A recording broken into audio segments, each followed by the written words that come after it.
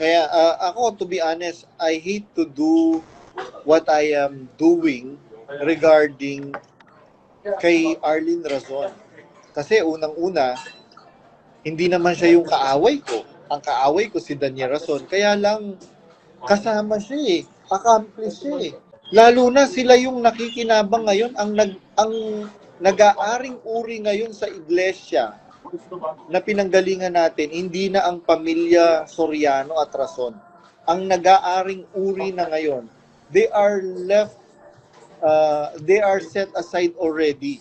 Na-set aside na yung yung pamilya Soriano, Razon at Kapulong. Ang nag-aaring uri na ngayon, pamilya Ruga. Yun ang totoo. Kaya nga takot na takot si Lisel Kapulong kay Arlene Razon eh. Pag sinabi ni Arlene Razon na gusto ni One na lumabas silang dalawa ni Teban, walang magawa si Lisel Kapulong. Meron ngang mga kapatid na na nagtatanong, bakit hindi masagot ni Brad Daniel si Badong? Bakit hindi niya kayang i-address yung mga issue na nire-raise ni Badong? Bakit takot siya? Yun nga yung sabi nung ibang kapatid na closet.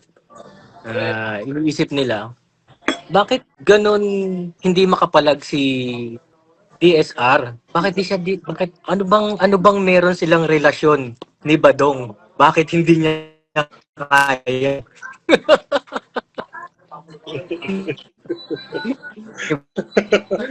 Uy, baka yung mga kapatid, wala kami relasyon ni Daniel Razon. Once na magsalita si KDR, syempre magre-retaliate ka. Meron pang lalabas. Something like that. Ay, naku. Sabi ko nga kanina, habang nakikinig ako doon sa link na sinend sa akin, sabi ko, napakasinungaling talaga nitong Daniel Razon na to. Bayaan mo lang Daniel Razon, sige. Umano ka lang ngayon, umariba ka lang ng umariba. Pagka napuno yung mga kapatid na lalo na, yung isang kapatid na pinatungan niya, naku, pag yun ang nagsalita at nagpatotoo, naku, yari kang Daniel Razon ka. Biro mo, wala kang delikadesa, hindi mo pa naman asawa, pinapatungan mo. Tinanong ko siya, sabi ko, wag na nga lang, baka magkaroon na idea. Mali pala yung info na binigay ko sa'yo last time, ano? Iba pala yun. Di ba may sinend ako sa'yo yung picture last time? Oo, iba. Ano ba yun?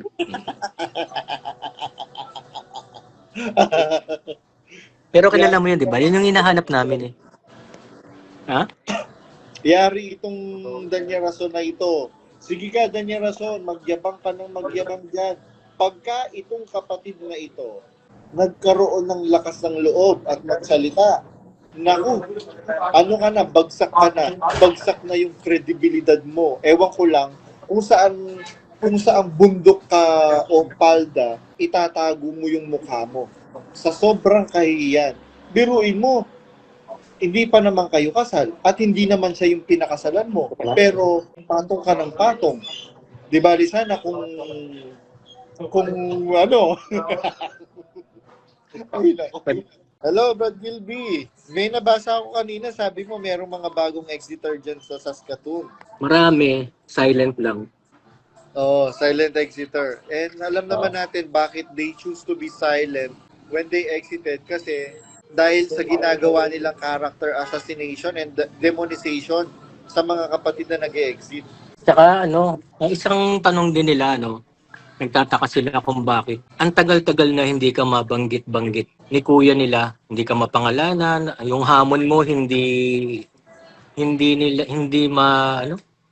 masagot. Kaya nagtataka sila bakit si Badong lang.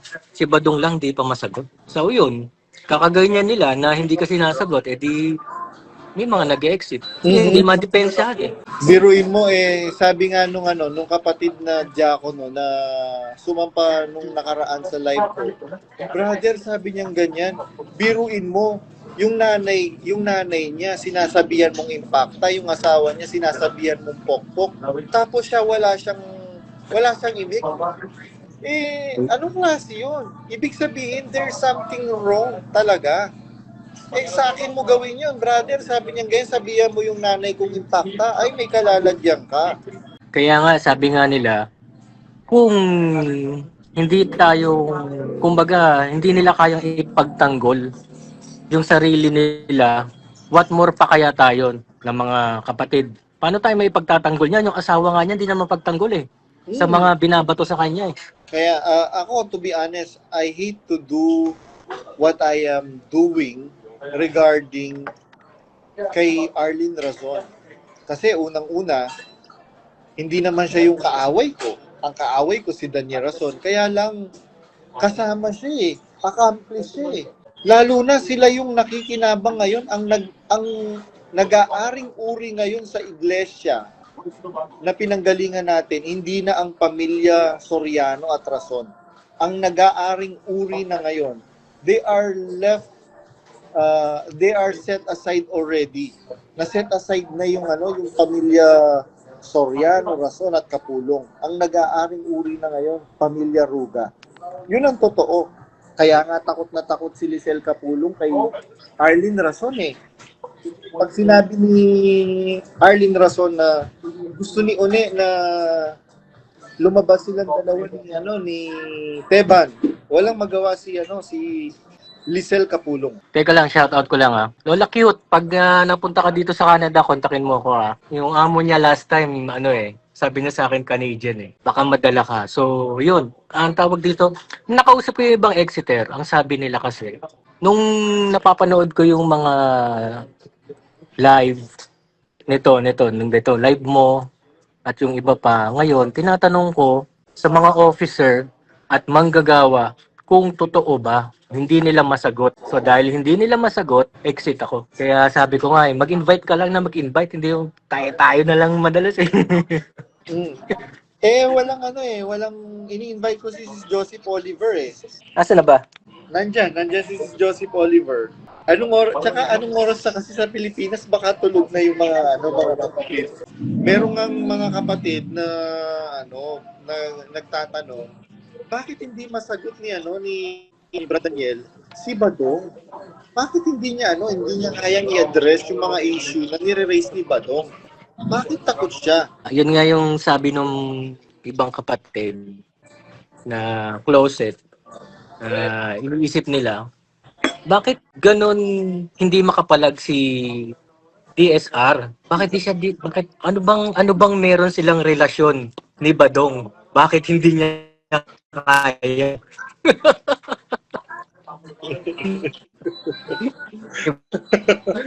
Uy, baka yung mga kapatid, wala kami relasyon ni Daniel Razon.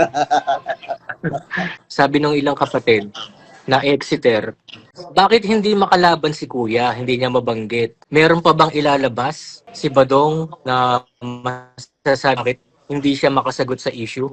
Parang gano'n na once na magsalita si KDR, syempre magre-retaliate ka. Meron pang lalabas. Something like that. Ay, naku. Sabi ko nga kanina, habang nakikinig ako dun sa link na sinend sa akin, sabi ko, napakasinungaling talaga nitong Daniel Razon na to. Bayaan mo lang Daniel Razon, sige. Umano ka lang ngayon, umariba ka lang ng umariba. Pagka napuno yung mga kapatid na lalo na, yung isang kapatid na pinatungan niya, naku, pag yun ang nagsalita at nagpatotoo, naku, yari kang Daniel Razon ka. Biro mo wala kang delikadesa, hindi mo pa naman asawa, pinapatungan mo. Tinanong ko siya, sabi ko, wag na nga lang, baka magkaroon na idea. Mali pala yung info na binigay ko sa'yo last time, Iba pala yun. Di ba may sinend ako sa'yo yung picture last time? Oo, iba. Ano ba yun?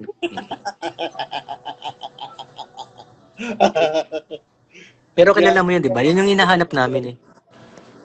Ha? Yari itong Daniel Razon na ito. Sige ka, Daniel Razon, magyabang ka ng magyabang dyan. Pagka itong kapatid na ito, nagkaroon ng lakas ng loob at magsalita, naku, bagsak ka na. Bagsak na yung kredibilidad mo. Ewan ko lang kung saan kung saang bundok ka o palda, itatago mo yung mukha mo. Sa sobrang kahihiyan. Biruin mo, hindi pa naman kayo kasal at hindi naman siya yung pinakasalan mo. Pero patong ka ng patong. Di ba, sana kung ano, ayun na.